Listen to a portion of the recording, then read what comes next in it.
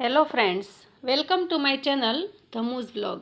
આજે આપણે બનાવીશું છાલવાળા બટેટાનું શાક। જો વ્યવસ્થિત રીતે મસાલો અને માપસર શાકને ચડવા દેવામાં આવે અને યોગ્ય રીતથી જો શાક બનાવવામાં આવે તો ખૂબ જ સરસ અને ટેસ્ટી બને છે। આજે આપણે જે છાલવાળા બટેટાનું શાક બનાવવાના છીએ એમાં મેં 8 થી 10 જેટલા નાની સાઇઝના બટેટા લીધા છે અને એને ખૂબ સારી રીતે ધોઈ લીધા છે। એમાં નાખવા માટેના મસાલા છે 1 મોટી ચમચી જેટલું ધાણા જીરું, 1 ચમચી જેટલી હળદર, 1 ચમચી જેટલી લસણની ચટણી, સ્વાદ પ્રમાણે મીઠું અને થોડો ગોળ અને 1 મીડિયમ સાઇઝનું ટમેટું આવી રીતે સમારીને મેં રાખી લીધું છે। સૌથી પહેલાં આપણે કુકરને ગેસ પર મૂકી અને 2 ચમચા જેટલું તેલ લેવાનું છે। જો આની અંદર તેલનું પ્રમાણ ઓછું હોય છતાં પણ ખૂબ સરસ શાક બને છે। ત્યાર પછી બટેટાને ખૂબ સારી રીતે ધોઈ લેવાના છે। એની અંદર ખૂબ ગંદકી હોય તો એ નીકળી જાય। જો ધોયા પછી ગંદકી છે। ત્યાર પછી તેલની અંદર 1 ચમચી રાઈ ને અડધી ચમચી જીરું નાખી અને વઘાર મૂકવાનો છે। રાઈ જ્યારે ફૂટી જાય અને સારી રીતે તેલની અંદર ભળી જાય ત્યારે એના અંદર આપણે આ જે બટેટા છે એ નાખવાના છે।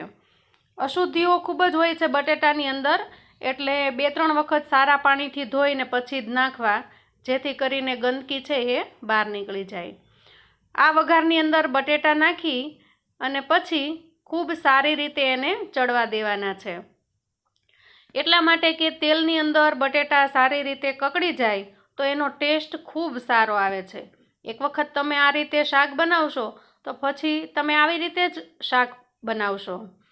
પછી થોડીવાર માટે એને ઢાંકી દેવાના છે। હવે આ તેલની અંદર કકડી ગયેલા જે બટેટા છે એને હલાવી અને સારી રીતે મિક્સ કરી લઈએ અને હવે એમાં આપણે કરીશું મસાલા। સૌથી પહેલાં નાખીશું ટમેટાં। 1 મીડિયમ સાઇઝનું જે ટમેટું સુધારેલું છે એને આપણે નાખી દઈએ અને એને સારી રીતે મિક્સ કરી લઈએ। શાક બનાવવાની જે સરળ રીત છે એ હું તમને કહું છું। પછી એમાં નાખીએ લસણની ચટણી 1 મોટી ચમચી જેટલી છે એ, અને બાકીના મસાલા છે એ આપણે પછી નાખીશું। લસણની ચટણી છે એને આ તેલની અંદર કકડવા દેવાનું અને ખૂબ સારી રીતે ચલાવી લેવાનું અને પછી એના ઉપર ફરીથી ઢાંકણ ઢાંકી દેવાનું। હવે જુઓ, મસાલા સરસ મજાની લસણની ચટણી છે એ અંદર ભળી ગઈ છે।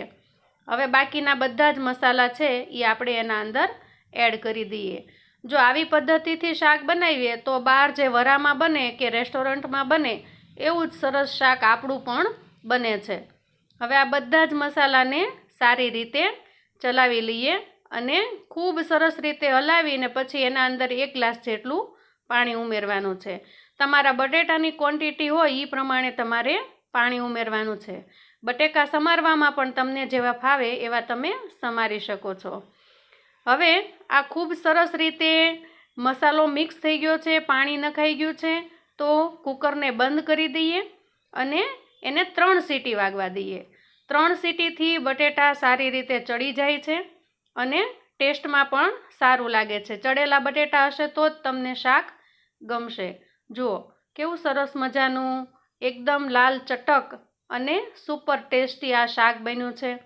બહાર રેસ્ટોરન્ટની અંદર પણ આવો શાક જ્યારે આપણે જોઈએ ત્યારે આપણને એમ થાય કે આપણાથી ઘરે કેમ નહીં બનતું હોય, તો આ રીતથી તમે બનાવશો તો ચોક્કસ ખૂબ જ સરસ અને સુપર ટેસ્ટી શાક બનાવી શકશો। જો તમે મારા વિડીયો જોતા હો અને તમને વિડીયો ગમતા હોય તો પ્લીઝ લાઇક, શેર અને સબસ્ક્રાઈબ કરજો। તમારું સબસ્ક્રાઈબ કરવાથી મને સપોર્ટ મળે છે। Thank you. આવજો।